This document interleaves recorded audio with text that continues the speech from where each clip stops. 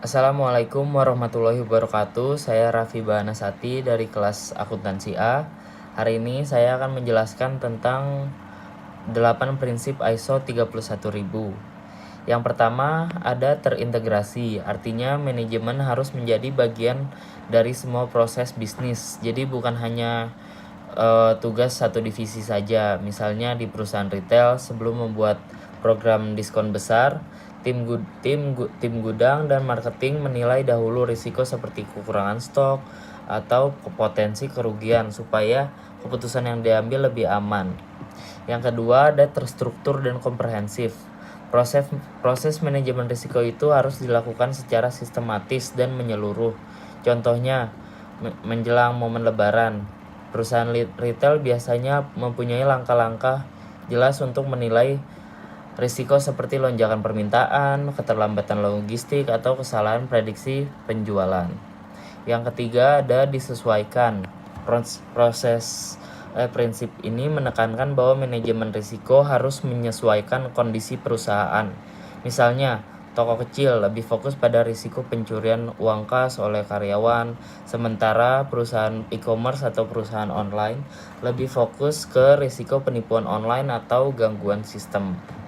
Selanjutnya yang keempat ada inklusif. Artinya dalam mengelola risiko, perusahaan harus melibatkan berbagai pihak yang berkaitan. Di retail bisa melibatkan kasir, staf toko, pemasok, bahkan pelanggan. Dengan begitu, semua risiko bisa dilihat dari berbagai sudut pandang dan hasilnya lebih akurat. Yang kelima, ada dinamis. Risiko itu berubah-ubah seiring waktu. Jadi sistem manajemen risiko juga harus fleksibel.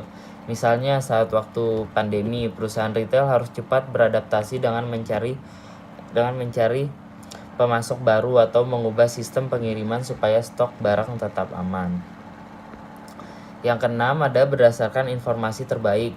Setiap keputusan tentang risiko harus didasari dengan data dan informasi yang paling akurat. Contohnya di perusahaan retail menggunakan data penjualan tahun-tahun sebelumnya dan tren pasar untuk menentukan berapa banyak stok yang harus disiapkan menjelang musim belanja. Yang ketujuh, mengelola ketidakpastian. Dalam penerapan manajemen risiko, kita juga perlu memperhatikan faktor manusia dan budaya kerja. Misalnya, perusahaan memberikan pelatihan pada kasir supaya bisa mengurangi kesalahan pada transaksi, sekaligus menciptakan budaya yang terbuka agar karyawan berani melaporkan masalah. Dan yang terakhir, yang kedelapan, peningkatan berkelanjutan. Artinya sistem manajemen harus terus diperbaiki dari waktu ke waktu. Setelah periode belanja besar selesai, perusahaan retail biasanya melakukan evaluasi.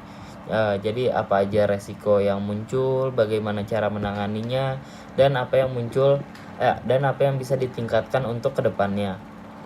Jadi bisa disimpulkan bahwa kedelapan prinsip ISO 31000 itu membantu perusahaan retail untuk mengelola risiko dengan lebih efektif, adaptif, dan berkelanjutan. Dengan begitu perusahaan bisa terus berkembang dan tetap siap menghadapi ketidakpastian bisnis ini. Itu saja dari saya. Wassalamualaikum warahmatullahi wabarakatuh.